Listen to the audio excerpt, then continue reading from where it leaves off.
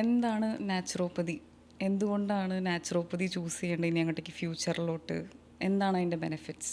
സാധാരണക്കാർക്കും എല്ലാ രീതിയിലും നാച്ചുറോപ്പതിയുടെ ബെനിഫിറ്റ്സ് എന്താണ്? നാച്ചുറോപ്പതി എന്ന് പറഞ്ഞിട്ടുണ്ടെങ്കിൽ യൂറോപ്പിൽ, ജർമ്മനിയിൽ ആരംഭിച്ച് യു എസിലും ഒക്കെ പോപ്പുലറായി ലോകത്തിൽ ഏകദേശം 134ഓളം രാജ്യങ്ങളിൽ പ്രാക്ടീസ് ചെയ്യുന്ന ഒരു സിസ്റ്റം ഓഫ് മെഡിസിനാണ് നാച്ചുറോപ്പതി അല്ലെങ്കിൽ നാച്ചുറോപ്പതിക് മെഡിസിൻ എന്ന് പറയുന്നത്.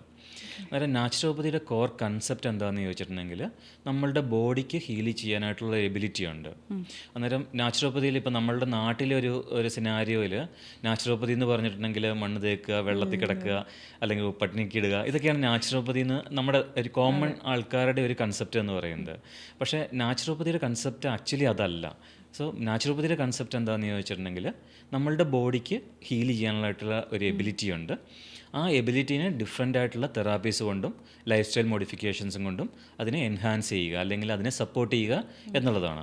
അന്നേരം നാച്ചുറോപ്പതിയിൽ ലോകത്ത് പല ഭാഗത്ത്, ഞാൻ പറഞ്ഞില്ലേ 134 കൺട്രീസിൽ പ്രാക്ടീസ് ചെയ്യുന്നുണ്ട്.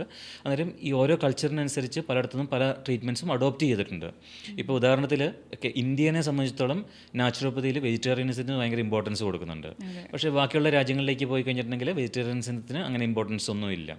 അന്നേരം ഈ നാച്ചുറോപ്പതി എന്ന് പറഞ്ഞാൽ നമ്മുടെ ബോഡിയുടെ ഹീലിംഗ് എബിലിറ്റീനെ സപ്പോർട്ട് ചെയ്യുന്നു. ഇപ്പോൾ ഞാൻ ഉദാഹരണം പറഞ്ഞിട്ടുണ്ടെങ്കിൽ നാച്ചുറോപ്പതിയിൽ ഹൈഡ്രോതെറാപ്പി ഉണ്ട്, യോഗ ഉപയോഗിക്കുന്നുണ്ട്, അക്യുപഞ്ചർ ഉപയോഗിക്കുന്നുണ്ട്, ന്യൂട്രീഷൻ ഉപയോഗിക്കുന്നുണ്ട്, ഹെർബ്സ് ഉപയോഗിക്കുന്നുണ്ട്, സപ്ലിമെൻറ്റ്സ് ഉപയോഗിക്കുന്നുണ്ട്, മഡ് ബാത്ത് ഉപയോഗിക്കുന്നുണ്ട്. അങ്ങനെ ഒരുപാട് തെറാപ്പീസ്. ഇപ്പം മോസ്റ്റ് അഡ്വാൻസ്ഡ് ആയിട്ട് ഓസോൺ തെറാപ്പി ഉപയോഗിക്കുന്നുണ്ട്. ഇനിയിപ്പം വെസ്റ്റിലേക്ക് പോയി കഴിഞ്ഞിട്ടുണ്ടെങ്കിൽ IV ന്യൂട്രീഷനും അല്ലെങ്കിൽ ഡിഫറെൻറ്റ് ഹോർമോൺ ഒപ്റ്റിമൈസേഷനും അങ്ങനെയൊക്കെയുള്ള കാര്യങ്ങൾ വെസ്റ്റേൺ നാച്ചുറോപ്പതിയിൽ ഉപയോഗിക്കുന്നുണ്ട്. ഈവൻ ഹോമിയോപ്പതി ഉപയോഗിക്കുന്നുണ്ട്. അങ്ങനെ ആകുമ്പം ഇതൊരു കോമ്പിനേഷൻ ഓഫ് ട്രീറ്റ്മെൻറ്റ്സ് ആണ് ഉപയോഗിക്കുന്നത്.